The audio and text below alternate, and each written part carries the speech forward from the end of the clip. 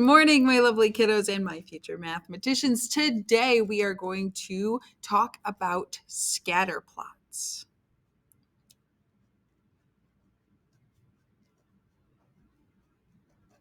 Now, scatterplots are going to be the first type of graph that we're going to talk about after our heavy mean, median, mode, range, standard deviation, outlier section of our statistics chapter. This is where we actually get to see the data for the first time.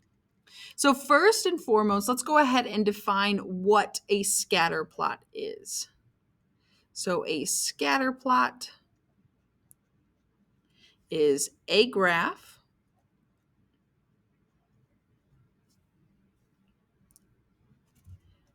that shows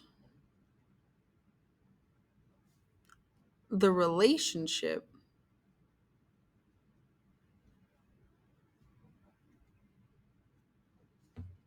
between two sets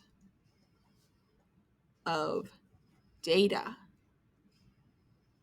And an important little note here, so important, I'm going to go ahead and put a star, that this shows trends in the data.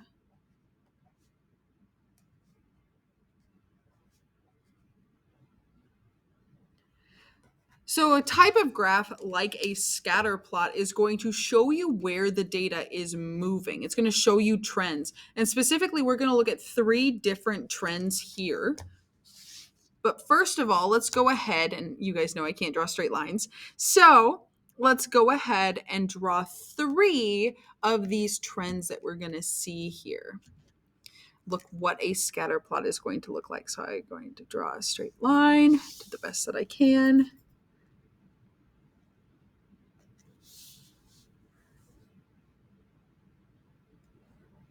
Okay. 2 of them are a little close together, but that's okay.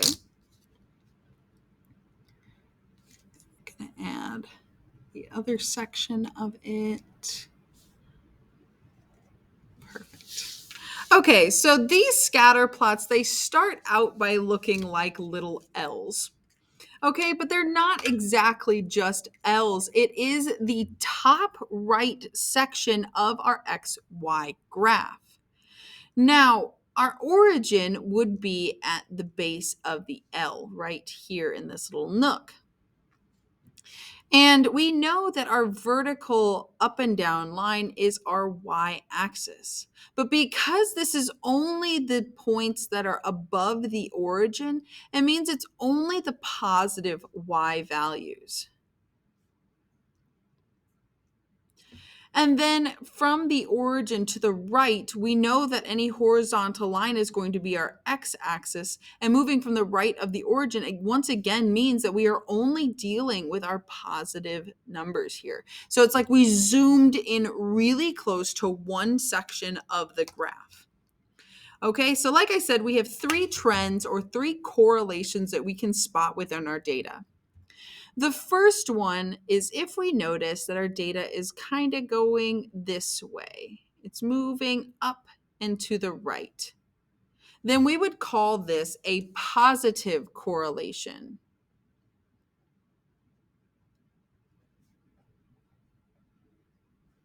Now we know that it's positive just like when we graphed lines. If the lines had a slope that was going up into the right, or I'm sorry, if the lines had a slope that was positive, the line would be going up into the right.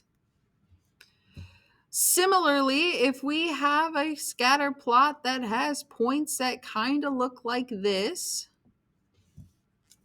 because they are going down into the right, this would be a negative correlation, similar to when we had a negative slope that the line would be going down into the right. Correlation. Oh, I spelled this wrong. Correlation, not correlation, whatever I spelled. And then the final one here is that when we have points all over the place and we do not know where the data is going, what it is trying to tell us, this very easily will just be no correlation.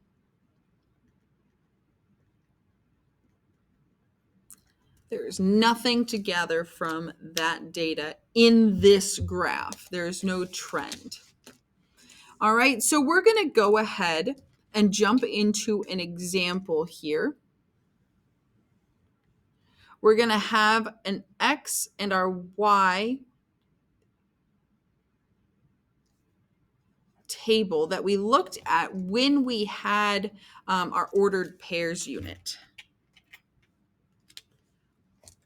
So for our X's, we had 1, 2, 3, 4, 5, 6, and 7. And then for our Y's, we had 19, 15, 13, 11, 10, 8, and 7. Okay, and we remember from our ordered pairs unit that we can look across the table to find our ordered pairs. So here we would have the point 119.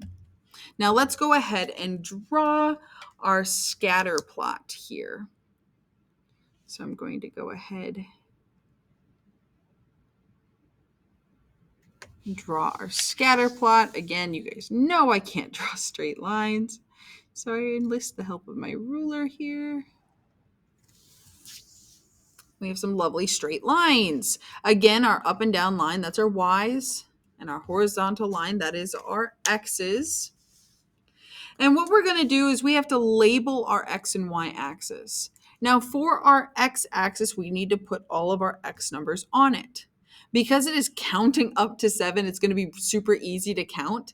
So we're just going to start by counting at 1 and moving up by units of 1 all the way up to 7. I have a little extra room on my graph, so I'm going to put an 8 there as well. Now for our y-axis, this vertical axis, we have a lot more ground to cover. We're not going from just 0 to 7. We are going from 0 all the way up to 19. So counting by ones doesn't make sense anymore because we could barely fit 8. So what if we counted by 2s or 3s or 4s even? I suggest let's go ahead and count by 3s. So we start at 3, then we go to 6, 9, 12, 15, 18, and 21. All right, so next we're going to go ahead and plot those points. So our first point is at 119. So I move from my origin, which is in this little pocket here, right 1 and then up 19. Now 19 would be somewhere in between 18 and 21. Since it's closer to 18 than it's closer to 21, I'm going to put my point closer to 18 than 21. Next, we have 215. So we're going to move right 2, and luckily 15 is one of our multiples of 3, so we can just put it in line. Next, we have 313. So we move right 3 and then up 13. Now, same thing with the 19, that 13 is closer to 12 than it is to 15. So I'm going to put my dot a little closer to 12. Next, we have 411. So right 4, up 11. And this one, again, is really close to 12. So I'm going to put that closer to 12. Next, we have 510. So right 5, up 10, which is just a little bit greater than that 9. Next is 6, 8. So we're going to move right 6 and up 8, which is a little bit below that 9 line. And finally, we have the point 77. So we move right 7 and up 7, just a little bit above that 6. And there we go. There are all of our points. Now, it's pretty easy to see from this that our correlation here is negative. We are moving in a down into the right motion. It is very easy to see that. But in addition to finding the correlation, what we have to do is we have to determine whether this is a strong correlation or a weak correlation. Can we truly tell where the line is going, or can we guess that the data is kind of going that direction? Since this data set is essentially forming a line, this data set is very clear on where this data is going. It is moving down into the right. It has a negative correlation. So this is going to be a very strong negative correlation.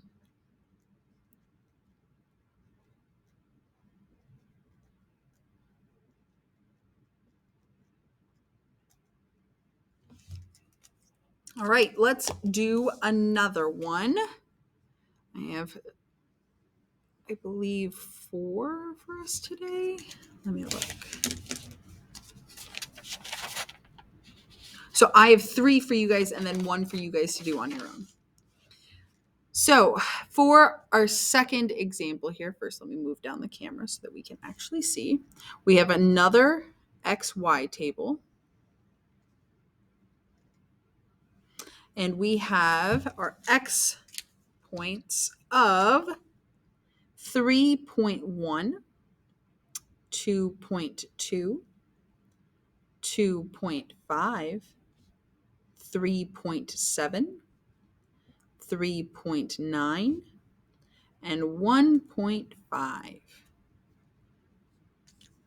Now for our Y's, we have 1, 0, 1, 2, 0, 2. And we are going to draw our scatter plot.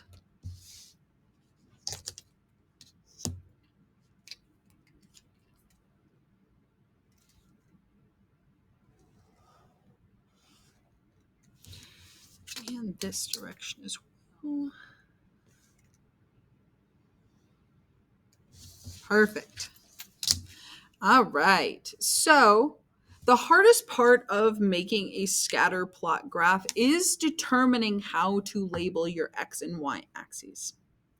So looking at our X's here for our horizontal axis, we are moving from our smallest value of 1.5 to our highest value of almost 4, which would be moving at, it has a range of 2.4.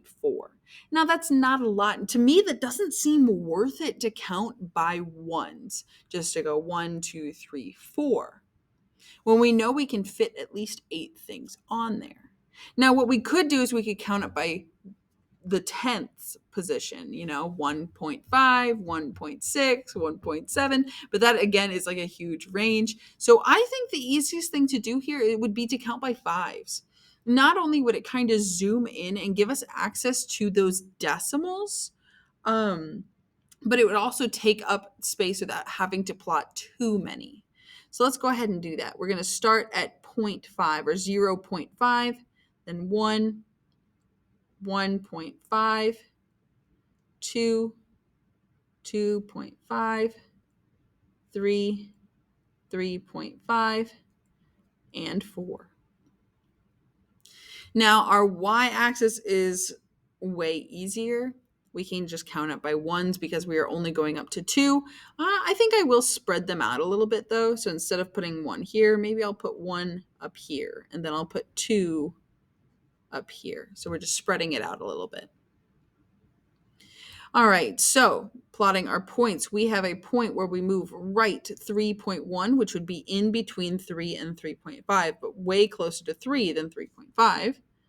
And then moving up 1.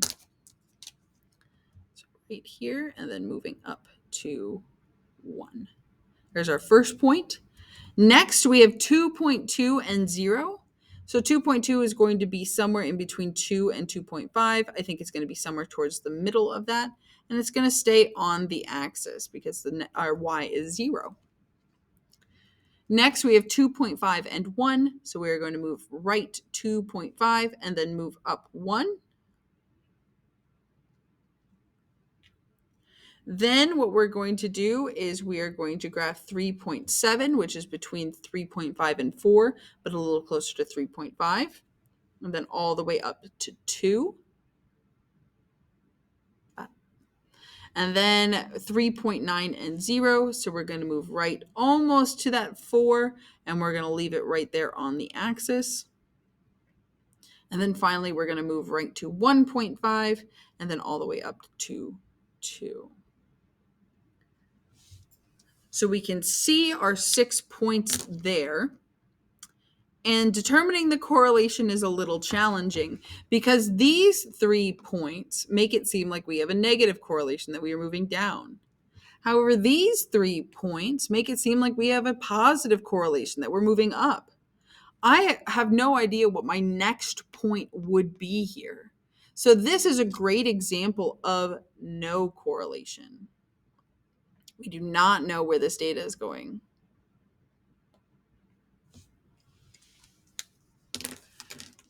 All right, let's keep going. Like I said, we got one more together, and then I want you guys to do one on your own.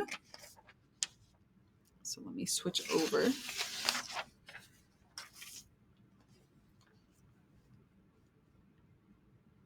Okay.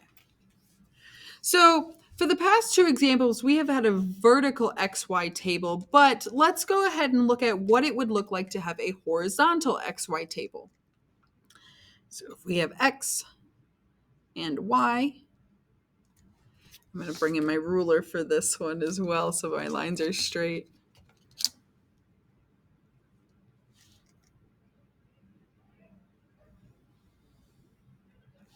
There we go. So we have, for our X's,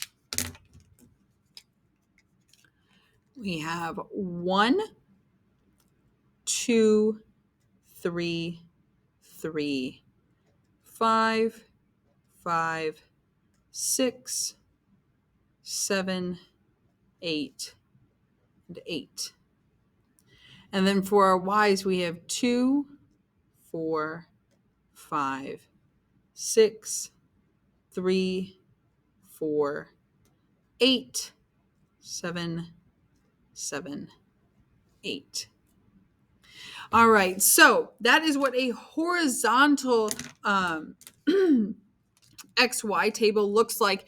For me, I think it's a lot easier to read these when I add little lines in between so that I can separate. I don't accidentally read this as 55 or 34. I can see that it's 5, 3 and 5, 4.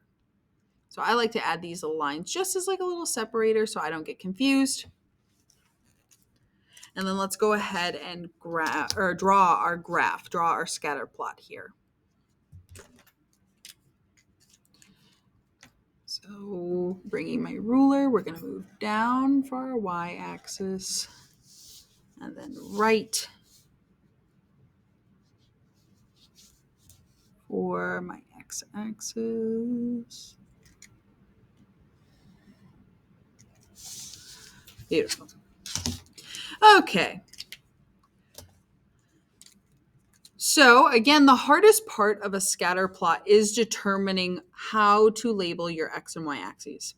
I think here it's fairly simple because our x's are just counting up to 8 and so are our y's. Since we could comfortably fit counting up to 8 on both axes, I think let's just count by ones.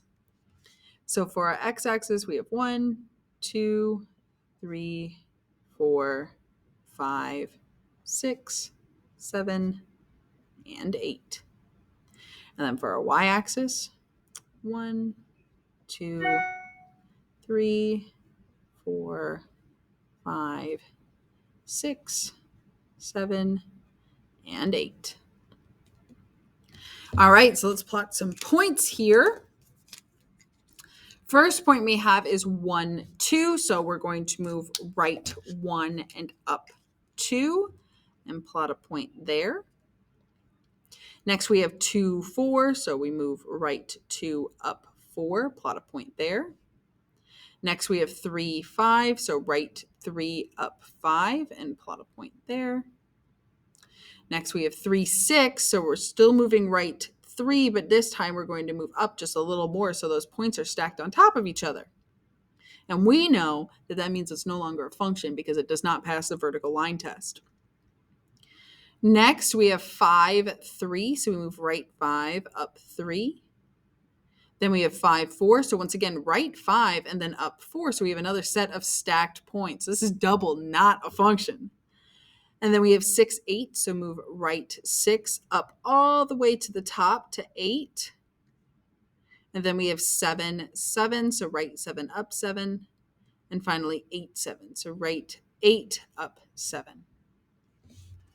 Now, when you look at this, it's really hard because my first thought is like, oh, no correlation. I don't know where it's going. But do we? Because if you look, our points are generally going up and to the right. However, it is not nearly as nice as that first example that we did. So this is not a strong correlation. This would be a weak positive correlation.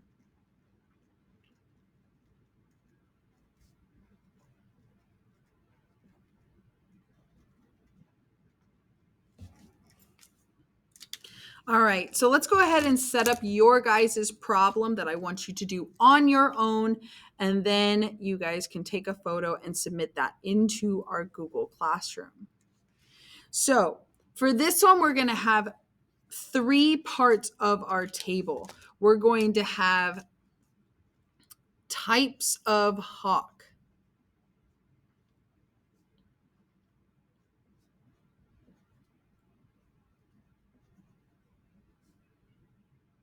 And then we're going to have their lengths, which is from their beaks to their tails. And that's going to be our X. And then we have their wingspan, which is going to be our Y's here. And that is from one wing all the way to the other when they are fully extended. So let's go ahead and draw in our lines for this. We have 1, 2, 3, 4, 5, 6, 7, 8. So we're going to go down 1, 2, 3, 4, 5, 6, 7, 8 lines.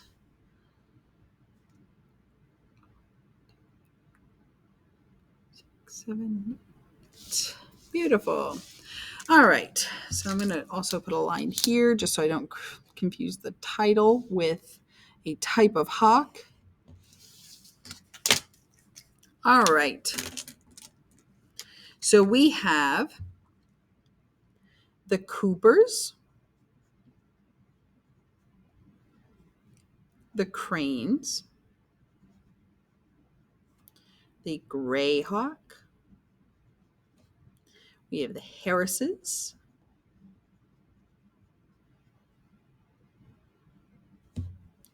we have the roadside, we have the broad-winged,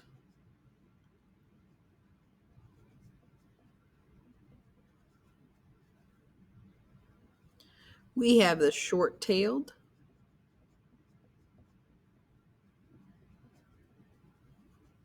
and we have the Swansons. Now their lengths, again, from beak to their tail is going to be in inches. We have 21, 21, 18, 24, 16, 19, 17, and 19. And then for their wingspan, we have 36, 41, 38, 46, 31, 39, 35, and 46. All right, so we're going to make a teeny tiny little graph. Actually, you know what? I think I could either put it right here, but I think putting it down below, just making a teeny tiny graph is better. So we're going to make a teeny tiny graph and then talk about how to label its axes. And then you guys are going to graph it. And you guys are going to tell me the correlation that you see. And if it's weak or if it's strong. So for our x-axis here, our minimum value is 16, and we're trying to count up to 24. Now, 16 to 24, that's only 8 units. We've counted by ones to get there, but we would have to start at 0 because this is our origin. However, there's a little something that looks like this. It's like a crinkle in the graph, as if you were to squeeze it shut, that allows us to start when the data starts. And the reason why this is a thing is so that we don't have to count all the way up to 24 and have a bunch of blank space in our data, that we can just start, or in our graph, and we can just start where the data starts. So starting at 16, I count it by ones. 18, 19, 20, 21, 22, 23, and 24. And then same thing with our y's. Again, our minimum value is a 31 and our maximum value is a 36. So I think we would benefit by counting by twos here so that we don't have to cover that 15 units by ones. But again, having 0 to 31 blank is kind of dumb. So we're going to add a little crinkle here as well to allow us to start maybe at 30 where our data starts. So let's go by 30 and then count it by twos.